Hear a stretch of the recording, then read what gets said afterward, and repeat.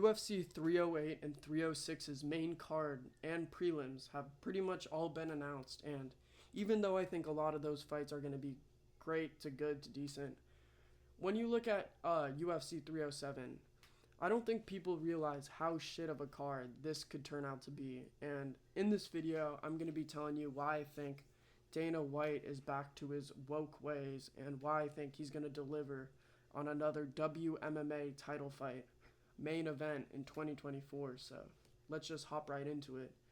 So when looking at the card in general, when looking above the Marina Rodriguez fight, you would say that these are all normal additions to any main card. And I would completely agree. I don't think the problem with this card is necessarily depth.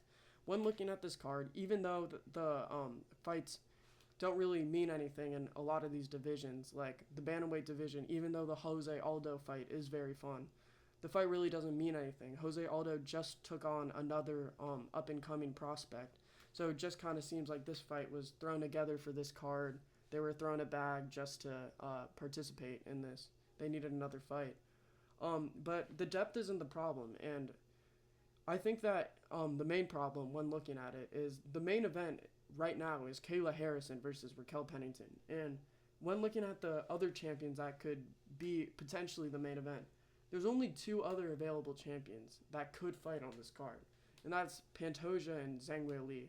When going through each other division, here's a reason why that champion can't fight. So these are the only two that can. Pantoja was rumored to fight that Japanese guy in Utah.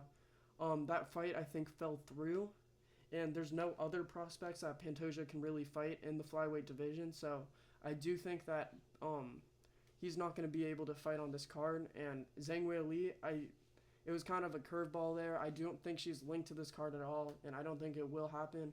I don't think they'd give the UFC fans two WMMA title fights. I don't think they would do that to us, hopefully. But yeah, when looking at the card, it's just hard to get people to fight at Salt Lake City in altitude, especially high-level and big-name champions who aren't necessarily really interested in fighting in Salt Lake City. But when seeing the card, you see a lot of WMMA fights. Carla Esparza's retirement fight, Marina Rodriguez on there, obviously Raquel Pennington as the title fight. And I think that's setting up a trend for a Dana White announcement video where we're all going to be disappointed to hear that, what's up, fight fans, Raquel Pennington versus, what's her first name? I forgot her first name, dude. That's crazy. Okay, yeah, well, he's going to be announcing Pennington Pena main event. There's no other people to fight. I think that they're going to have Kayla Harrison versus that Vieira person as a co-main, so Kayla Harrison can call out Raquel Pennington. I think this entire card will be to try to help out the women's bantamweight division, try to reinstate it as a powerhouse. I think it's going to fall completely on its face. I think this is going to get absolutely no pay-per-view buys.